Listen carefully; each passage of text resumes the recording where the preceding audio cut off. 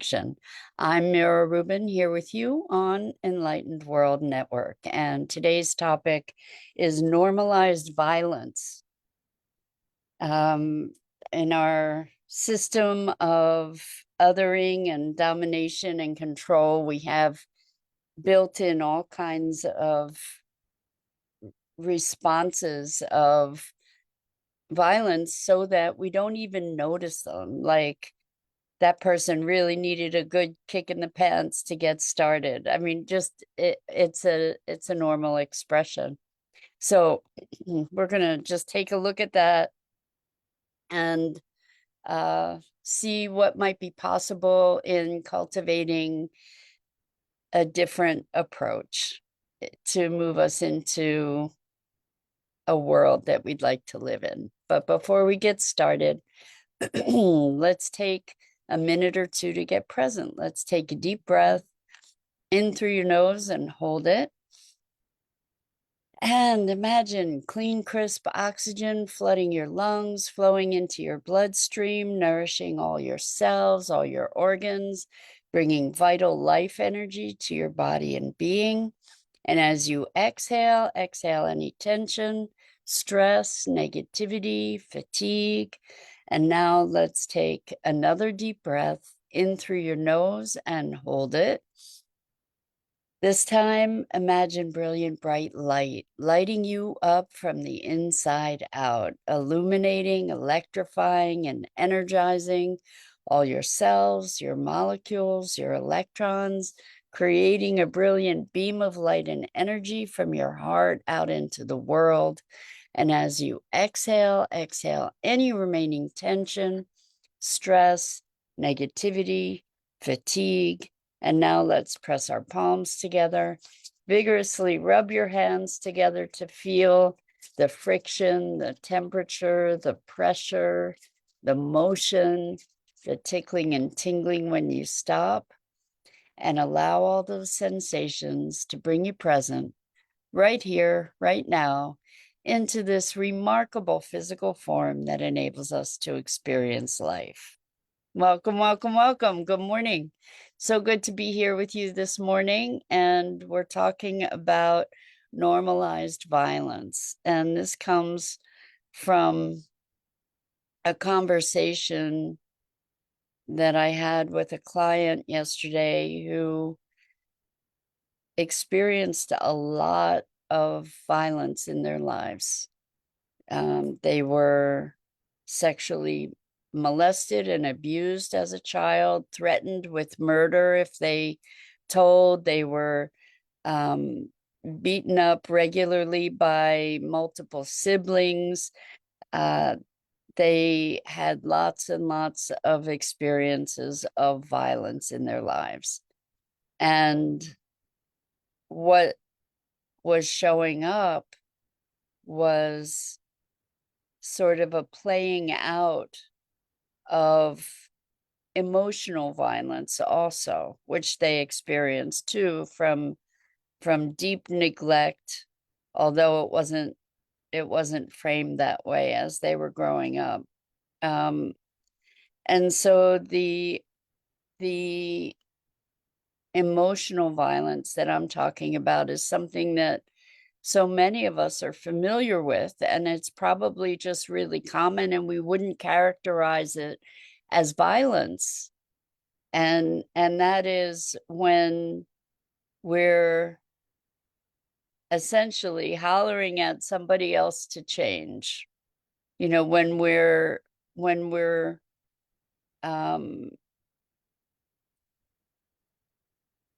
making there are all different ways that this shows up, but when we make ourselves better at somebody else's expense, when we just say you just need a big kick in the butt to get yourself moving, and thinking that the stick, actually using the stick rather than the carrot kind of as motivation. And I understand that this is something that is effective in lots of ways. When a kid is bad, they're punished. When a person is bad, they're punished. Our system of incarceration and punishment is we take these things for granted. And so many of us are advocates for kindness and compassion, and we don't even recognize this systemic violence that we are living within in terms of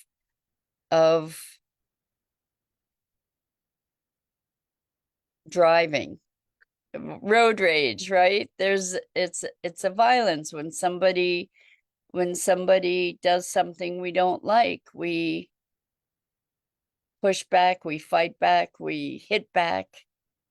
And it's considered natural.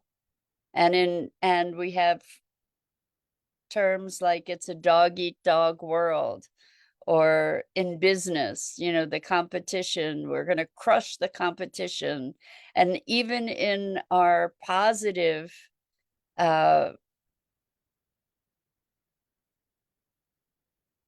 motivating kinds of arenas, we use these terms that, like, we're going to crush it, we're going to kill it, or you're killing it, and that's a great thing because we're dominating. I'm going to dominate this. I mean, it's even in our basic language as we are striving for our betterment. It's so deeply entrenched that we don't even notice it.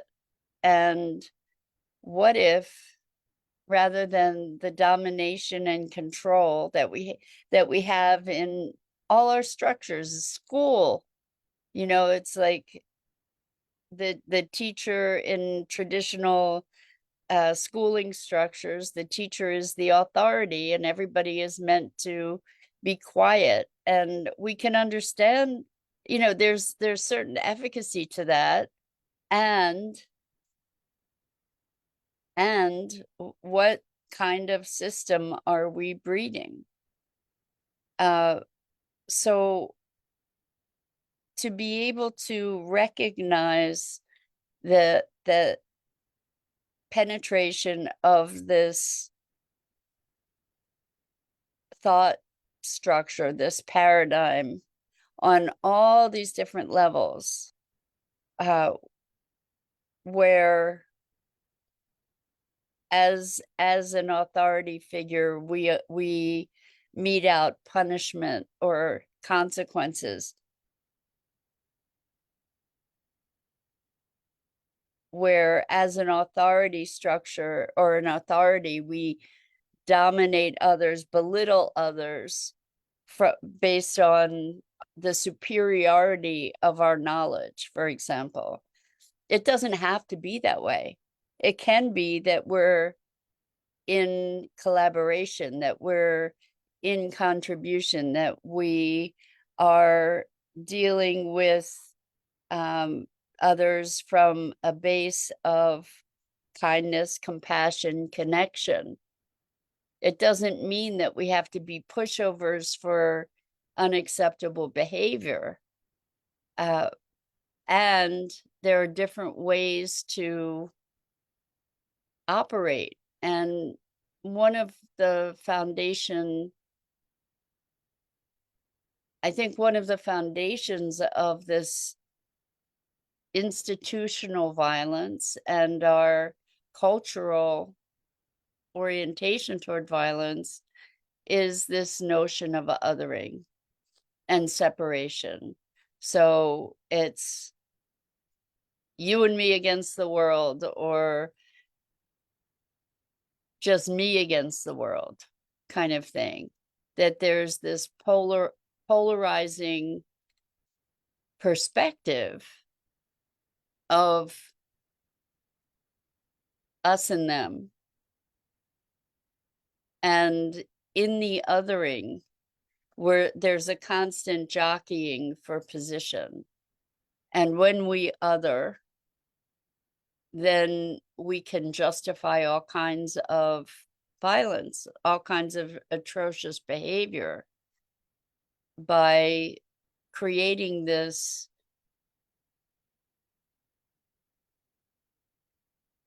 separation, rather than creating connection. If we were to operate from a space of connection, then we would find greater compassion. This othering doesn't just exist with other people or things outside of us. We create separation within ourselves as well.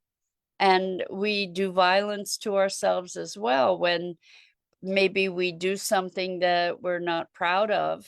What do? We beat ourselves up, right? We do violence to ourselves rather than addressing the circumstance and addressing ourselves with compassion and kindness and caring. And again, I think that this is also very telling in our culture that in many arenas, kindness, caring, and compassion are interpreted as weaknesses. Emotionality is interpreted as a weakness. And that too is part of this violence, where it's very insidious. It's very insidious on so many levels. The cultural hierarchies that we have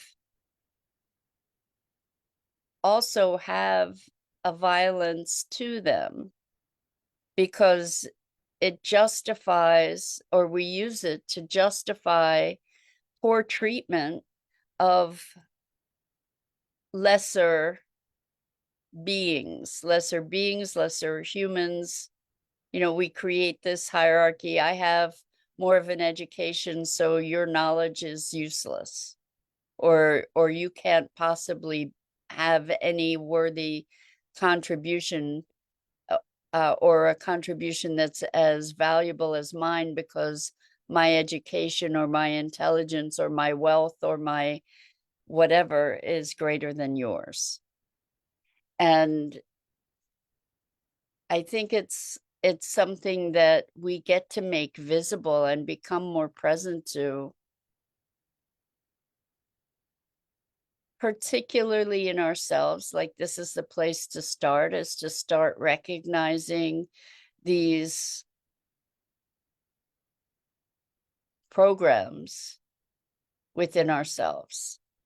And I'm saying this because this is something that I'm becoming more sensitized to, more aware of, as I'm looking to ways that we may be able to create a world that we actually want to live in. So it occurred to me a while back that the foundational flaw, or the acupuncture point that would change pretty much everything in our way of being with each other, ourselves, and the world, is this notion of othering and separation. Like, we will other our own bodies. We will separate ourselves from our emotions, where we'll exile parts of ourselves that we're not proud of or happy about. And so we punish those parts of ourselves. We punish ourselves. We deny parts of ourselves. We ignore parts of ourselves, including our bodies, our emotions. And that is a violence, ultimately, to disregard these elements of ourselves it comes back to bite us for sure, because we, out of lack of integration, end up suffering, because those things, that those parts of ourselves that we're ignoring or denying are still active. They're still influencing our experience. They're still influencing the way that we engage with others. And we are then at the effect of them. And so to be able to shed light on those aspects of our own being with compassion and curiosity and care is a transformative act. And if we can do that culturally, we have the potential to transform our systems and our politics and our relationships with ourselves, each other, and the planet.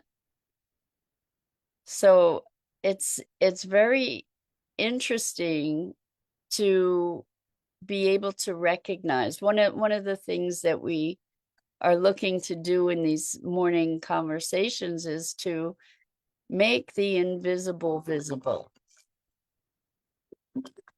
to shed light on the automatic behaviors and responses and ways of being that we have, so that we can actually come to a place of choice and sovereignty, that we can actually come to a place where we are creators, conscious creators of our lives, rather than an automatic reaction to life, rather than being at the effect of life and of the systems that exist, rather than just perpetuating the things that aren't working in the world, to be able to become the change we want to see. And it's challenging because we have to open our eyes to different dimensions of perception that are counter to the cultural momentum, the consensus reality. And unless we are able to question the consensus reality, we are kind of condemned to perpetuate it. So the idea here is to be aware by injecting this question around kindness. That's actually where this conversation started yesterday, was talking about kindness, and it also was catalyzed by the statement, well, this person just needs a kick in the butt. And is it that a person needs a kick in the butt, or a punch in the face? I mean, it's kind of the same sensibility, right? Degrees of a similar sensibility. And what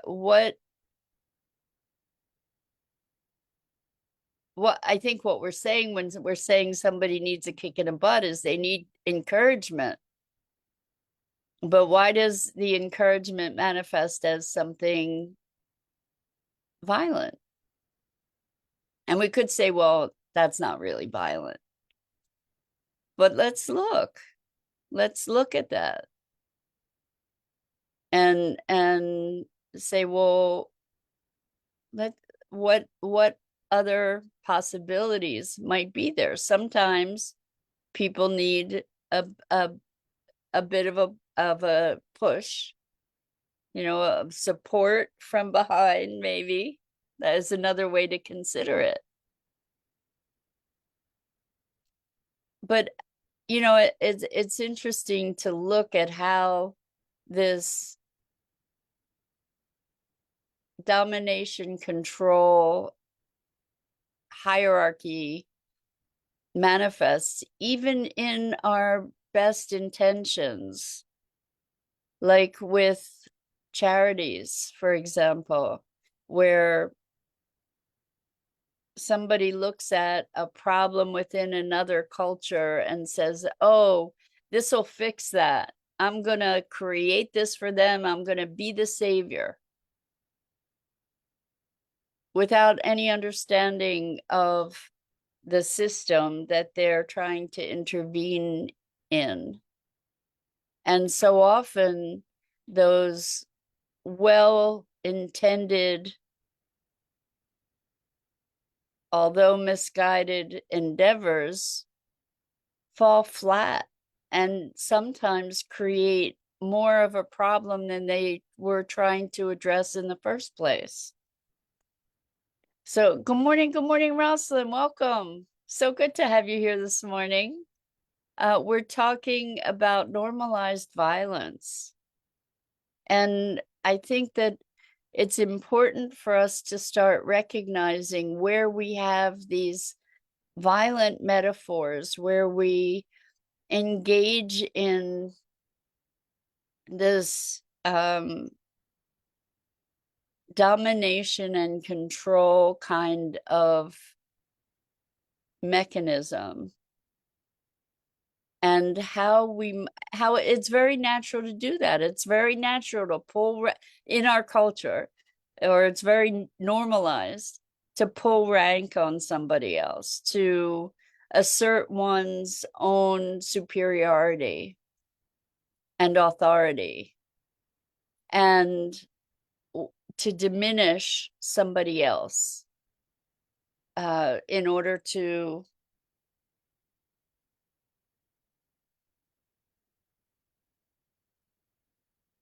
embolden oneself.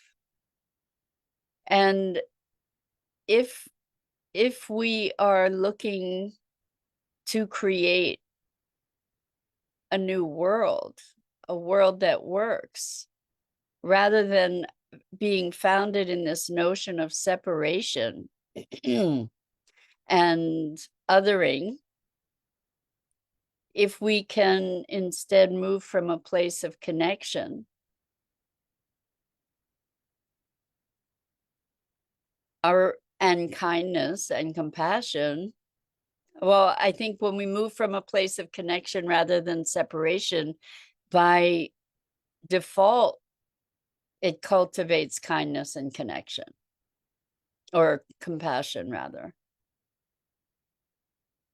And this is something that we get to start with right here with ourselves, to be exercising that kindness and compassion with ourselves. So recognizing that punishment isn't necessarily the most effective path to the ends that we desire, toward our intended outcomes. And when we are affronted by somebody else, the inclination is, if I'm hit, my inclination is to hit back. And that there are times when that's probably appropriate, but maybe it's not always the best response. Maybe it's not always the most effective response. I mean, stopping the harm is an important thing. I'm not advocating that people just idly allow themselves to be abused. But,